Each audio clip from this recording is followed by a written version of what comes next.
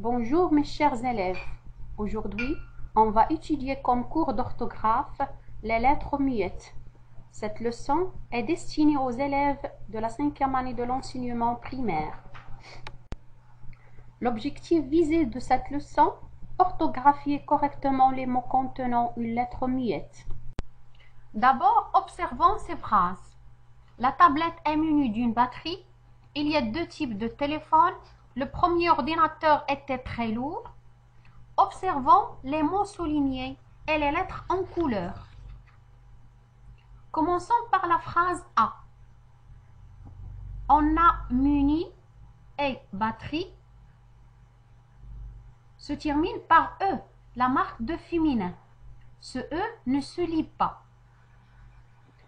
Pour la phrase B, la lettre finale X dans 2 et le S du pluriel dans type et téléphone ne se prononcent pas. On ne les entend pas quand on lit cette phrase. La même chose pour la phrase C. Les lettres finales T, S, D dans et T très et lourd ne se prononcent pas. Ces lettres finales qui ne se prononcent pas, ce sont des lettres muettes. Des lettres muettes. Prenons cette phrase. Les robots portent de beaux habits. Ici aussi, dans robot se termine par des lettres muettes T et S. Et aussi pour le verbe porte, on a NT, ne se prononce pas. Elles sont muettes.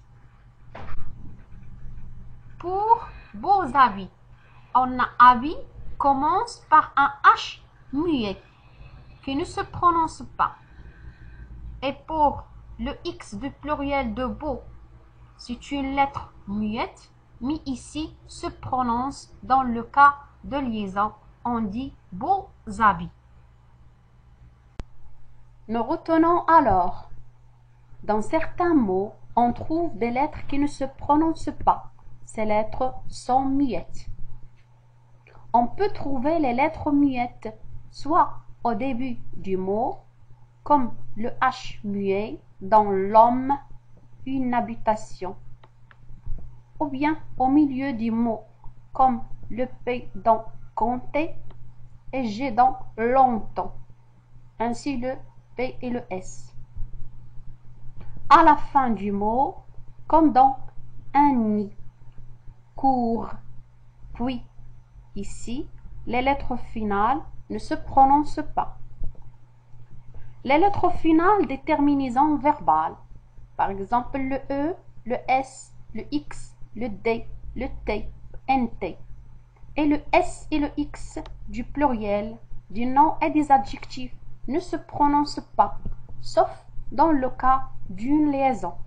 Par exemple, de beau endroit, elle est à moi. Si on fait la liaison, on va dire de beaux endroits, il est à moi. Ici, on prononce le S et le T, sauf le cas d'une liaison.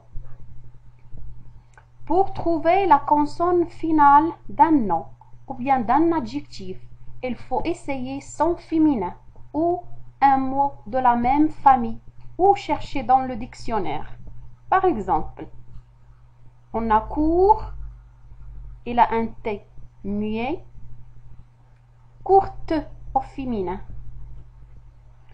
Un chat, une chatte. Alors ici, le féminin ne montre que la consonne finale, c'est T. Ici, on a accord avec D. Dans le verbe, on a accordé.